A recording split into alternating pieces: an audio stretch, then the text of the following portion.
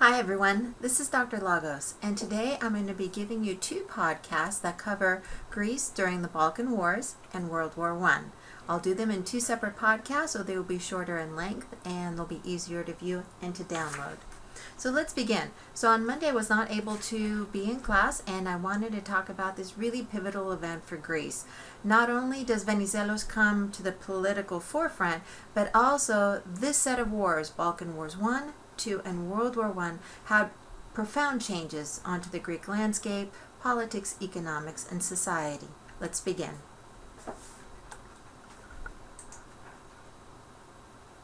So here's a map of the region just before the Balkan Wars, and you can see that the territory here is the Ottoman Empire, and we have Bulgaria, Serbia, and Montenegro, and Greece. At the end of the 19th century, as I mentioned in prior lectures, one of the biggest pushes for these Balkan countries is to expand their territory. In Greece, this is known as the Megali Idea, the great idea, and this is replicated in Bulgaria and in Serbia as well. Each of these Balkan countries, and this doesn't mean that other Balkan countries didn't have the same type of agenda, but for these two beyond Greece, they actively tried to expand their territory, and this territory was the Macedonian region, Thrace, you have Kosovo, and of course the Epirus area. So this entire area of the Ottoman Empire is being coveted by many different Balkan countries. So one of the hot points for this type of territorial conflict was in Macedonia. And I talked about this last time, the Macedonian issue, and how actually it embroiled Serbia, Bulgaria, and Greece in the conflict. When Venizelos comes to power in 1910, he immediately dissolves parliament, brings in a new one, and with his new solidified position in Greek government, he begins to model Greece's diplomacy along European lines. What do we know about Europe in these early decades of the 20th century? That there is a growing sense of fear towards Germany. Germany had become united in 1871 and tried to encircle France and put all the focus on France and to divert them to go and colonize. By 1890, though, there's a profound shift. Kaiser Wilhelm II assumes the throne, dismisses Otto von Bismarck, and embarks on a new foreign policy called World Politics, Weltpolitik. As a result, or in response to this new foreign policy, European countries are beginning to form alliances, secret, conflicting, mutually exclusive ones, that are going to be targeting Germany in various different ways. For the Balkan countries, up until then, they had gone primarily on their own. The last time we see Greece in any sort of action is going to be in 1897, where it tries to take on the Ottoman Empire and acquire territory in these northern provinces. As I mentioned before, it was a complete disaster, and an armistice was requested by Greece, and a big humiliation for the military. On a personal level, this really affected Prince Constantine, soon to be King Constantine, because much of the blame was laid at his feet. So when Venizelos comes into power, he begins to see the European trend of diplomacy and secret alliances and begins to form these on his own. As a result, in 1912, you have something called the Balkan League that is formed.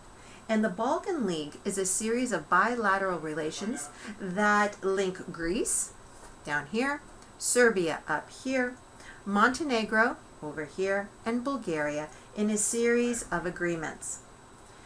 Serbia and Bulgaria formed an agreement, Serbia and Greece formed an agreement, Serbia and Montenegro formed an agreement, Bulgaria and Montenegro. The only bilateral agreement that was never signed was between Bulgaria and Greece, because the stumbling block, the obstacle to their relations, was Macedonia. They had both fought, and they were using nationalist groups over the course of the final decades of the 19th century, and so there were definite hostilities, and they just couldn't reconcile their differences. In short, the Balkan League was a united front to finally take on the Ottoman Empire, which had been considered the sick man of Europe. They wanted to take up all of the territory in the Balkan Peninsula and enlarge their respective countries. Both Bulgaria and Serbia had a big problem because they were primarily landlocked, and especially Serbia. Serbia was landlocked and was trying to pursue a means to get some sort of coastal territory. Bulgaria was as well. Even though you see them on the coast of the Black Sea, they would always have to go through Istanbul to make it to the Aegean and the Mediterranean. Therefore, any movement to the south by these two countries would be welcome ones. So this was the unifying factor, trying to expand territorially, trying to kick out the Ottoman Empire. The only two countries that don't exist in the Balkan League in 1912 is Romania, because they couldn't even agree on anything with Bulgaria. Their interests were completely antithetical. And Albania, because as you see in this image, there is no Albania yet. It's going to be created in between Balkan Wars 1 and 2. And the First Balkan War is going to begin on October 8th, 1912. And it was all of the Balkan League against the Ottoman Empire. And here we have Eleftherios Venizelos and the Megali Idea. Although the Megali Idea was created when the Greek state was formed and was articulated by Ioannis Koletis, as I mentioned last semester, in 1844 in the Greek parliament, Venizelos' name is the one that is most closely allied with the Megali Idea, primarily because it is under his watch that Greece is going to be expanding so significantly. Greece is going to nearly double in size and incorporate a vast number of new citizens into the Greek state. So we have Venizelos and the Balkans under Turkish rule. So these are some of these, the Balkania kata tu tiranu, is how they imagine the Ottoman Empire as a snake, not even human, and everyone's going to kill this horrid snake, put it out of its misery for the glory of these countries. And you can see them. You have, of course, the cross above, so it's a religious conflict as well. So all the different tropes and stereotypes, of course, are manifest in this. So the Balkan Wars begin on October 8th, 1912. It is all the Balkan League against the Ottoman Empire.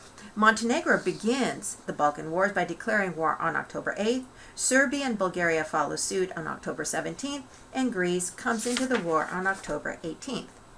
At the very moment that Greece declares war on the Ottoman Empire, it declares Cretan unification. So for the period that Crete was trying to become part of the Greek state, it was finally and formally accomplished during the Balkan War I. Now, all of the Balkan Wars did extraordinarily well during the conflict. And you can see another image. So all of the imagery is portraying Ottoman type of brutality and vengeance and just really horrid behavior. So of course the Balkan countries are kind of let off, having done nothing to provoke the situation, even though they're the instigators of the war. The atrocities commence, not the atrocities by the Balkans, but rather by the Ottomans. Outbreak of Balkan War I, and here we see it on the Balkan battlefield, and this is Prince Constantine on the side. Balkan battlefields, you could see what the trench, what's going to be trench warfare later on, but where they put these cannons.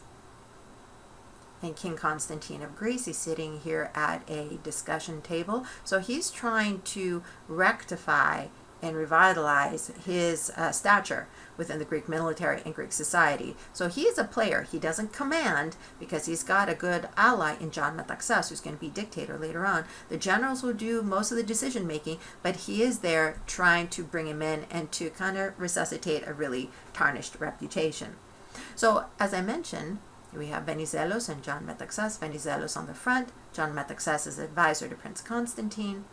Here are the Serbian military, Putnik and Vasic, and the Serbian troops on the front. Of course, this is mostly mountainous warfare. So high technology, unless you've got machine guns, which won't come until much later, are not going to figure at all. There's no air force. That's going to come in World War I. Nazim Pasha and the Turkish troops. Again, you can see how they're fighting. So all of the countries did incredibly well, liberating territory to the point where the European powers became very uncomfortable. They became uncomfortable because they felt that the Ottoman Empire would be completely destroyed and it would implode. So what did the great powers decide to do? the British and the French stopped the Greeks from going and taking Istanbul, Constantinople, the goal of the Megali Idea. So they parked their naval fleets to prevent a complete Greek victory and complete Greek expansion. In addition, the Austrians, who had really bad relations with Serbia, wanted to make sure that Serbia did not get a warm water outlet. So they began pushing for an independent Albania to be created. Finally, the Russians didn't want to see the Ottoman Empire completely destroyed, and so they're going to put up a force to prevent Istanbul from falling. So both the British and the Russians are going to want to maintain the Ottoman Empire and Istanbul as the capital, not because they had any sort of incredible sympathy for the Ottoman Empire, but to prevent the other country from getting predominance, or one of the Balkan countries to capture it and then be used as a pawn in great power politicking. So they're doing incredibly well. And one of the most pivotal parts for the Greek state, and I need to focus on Greece here, is the capture of Thessaloniki, and we see this here. So October 26th, 1912. And as the Greek troops are doing so well, they are fighting upwards. Bulgaria is fighting southwards and southeast. So they are broken in half. Half the troops are going to be going to the imperial capital. The other half are going to be going down through Thrace and Macedonia. The Greek troops are simply moving up in a more uniform approach. So when the Greek troops come near Thessaloniki, they are first to arrive. And what do? They make a conscious and deliberate decision not to wait for the Bulgarians, but rather to attack the city and take it over for Greece. John Metaxas figures prominently in this battle, and the Ottoman troops fight valiantly. And they're held up in what you see, the White Tower in the background of this image. And ultimately, the Greeks are able to capture the city.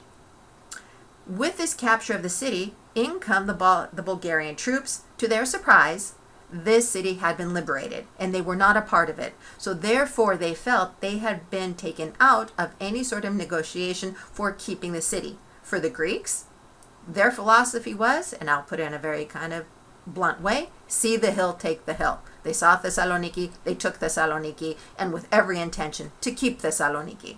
So when the Bulgarian troops come in, imagine their surprise when all these Greek troops welcome them to rest and relax and recuperate in this Hellenic city, this Greek city, this forever Greek, never disputed Greek city of Thessaloniki, which will remain with Greece forever. So the capture of Thessaloniki becomes a turning point, or a final cementing of the tensions between Bulgaria and Greece. Their relations are going to be shattered after that, and would help explain the lack of alliance and where they sit on the following conflicts in both Balkan Wars II and in World War I. Due to all the huge success for the various Balkan countries, the Ottoman Empire is going to be petitioning to get some sort of armistice to end everything. And the end of Balkan War I is going to come in about two different periods. A first armistice is going to be signed December 3rd, 1912, but then we're going to have more problems, internal problems in Enver Pasha and the Ottoman Empire, and a kind of restarting of Balkan War I. And such as the Serbs and Bulgarians are going to take Adrianople. Greece is finally going to get Yanina on the northwest corner of Greece, between Greece and today's Albania. And so all of them are making progress. So by May, the Ottoman troops surrender again, and a renewed peace process is inaugurated to end Balkan War I. The end of Balkan War I led to a dramatic, basically kicking out all of the Ottoman Empire from the Balkan Peninsula. Each of the countries did extremely well, and in between Balkan War I and what's going to be Balkan War II, we've got some significant events that are occurring. First off, we have the creation of an independent Albania, created in July 1913. In addition, in June 1913, a treaty is going to be signed between Serbia and Greece, a mutual defense pact that if one or the other country is invaded or attacked by Bulgaria, the other was obligated to come and assist. So this mutual defense treaty is a critical one, and it forms a very pivotal role for Greece and Greece's entry into World War I. I cannot emphasize this enough. So this little treaty that occurs between Balkan Wars 1 and 2 is going to be a big one. In addition, a final big event is going to occur in the midst of a renewed Balkan War I that is going to have a tremendous impact on Greek politics and the Greek history. In the spring of 1913, King George, and you see him over here in this image, this old man, has a jubilee. It is his 50 years in power, and he deliberately selects Thessaloniki as the location where he would like to have his jubilee celebrations. Unfortunately, when he goes to Thessaloniki, a man by the last name of Skinas, who was just basically mentally unstable, emotionally unstable, assassinates the king. There was no political motive, there was no other external motive, no conspiracy theory to be discussed. And so the king is assassinated. Immediately, Prince Constantine is elevated to the throne as King Constantine. And King Constantine is far more of a firebrand than his father. His father was more aloof. He was more, he did not get involved in day-to-day conflict, really followed his role as a constitutional monarch. We're going to see Constantine not really following his father's lead and actively getting involved in politics and actively causing a constitutional crisis with Venizelos during the outbreak of World War I. We're going to get to that in our second podcast. So with these three large events that are occurring, we now can focus on the other issues that led to Balkan War II. And here we have Turkish villagers fleeing their homes. So as all the territories are taken, people need to leave the country. And you look at, they only take what they can carry or what their animals can pull. So it's not really, you could see barefoot. It's a really kind of miserable situation. And here's a capture of Ioannina, this big celebration. And here are the territorial changes. Before I get to the territorial changes ending Balkan Wars II, I need to talk about Balkan War II. So at the end of Balkan War I, we have all of the countries making significant gains. The one country that felt that it did not really get as much territory as it should have is Bulgaria. Bulgaria felt that it was deceived by Greece. Bulgaria felt that it put a lot of muscle, a lot of troops, spilled a lot of Bulgarian blood, and got minimally compensated. And what is the locus of their problems or their anger? And that is Macedonia. So as you can see here in this, what's going to be emerged in Balkan War II, Bulgaria gets very little of the territory, what I'm circling. So if you think of Macedonia as being this entire region, Serbia gets a big chunk. Greece gets the lion's share, and Bulgaria only gets a pittance. And this is going to cause severe tensions. And these tensions are going to spill over on June 16th, 1913, when the Serbian troops in Macedonia are going to be attacked by Bulgaria. This is going to lead to the outbreak of Balkan War II. How can we understand Balkan War II? Balkan War II can be understood as all of the Balkan powers against Bulgaria. Who is included?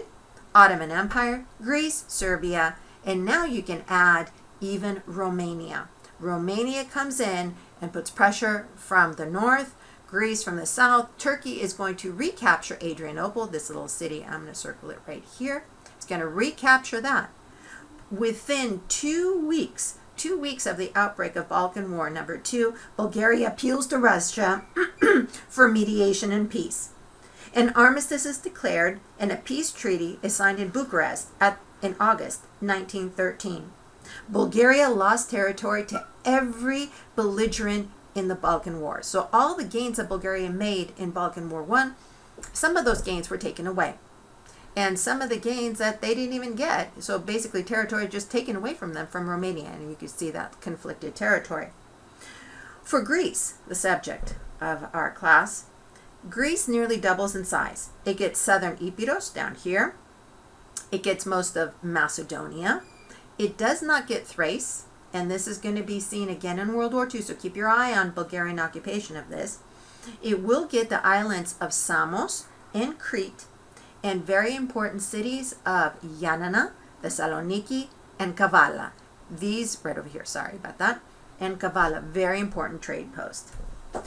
The disappointments are going to be that Greece doesn't get some islands, Imbros and Tenedos, they're not going to get those, doesn't get Thrace, and allows for Bulgaria to get an outlet to the Aegean. The Dodecanese Islands, the Dodecanisa, are still going to stay out of the grip of Greece, and they will not get that until the end of World War II, so after the World War II in 1947. So Greece doubles in size. And what do the Balkan Wars signify to both Greece and the rest of the Balkan countries? It is significant because, one, the Balkan Wars nearly doubles Greece's size, incorporates hundreds of thousands of new citizens, nearly doubling the population. I'm going to give it at 1 million. Number two, on a wider scale, the alliances that are formed during the Balkan Wars are going to be repeated exactly in World Wars I and II. The alliances formed during the Balkan Wars are going to continue on in bilateral relations that are going to last throughout the entire 20th century. There are even contemporary examples of the relations that exist today that you could see are a legacy of those formed during the Balkan Wars. So the Balkan Wars have a profound impact on the Balkan Peninsula, getting rid of the Ottoman Empire, showing that its days are numbered.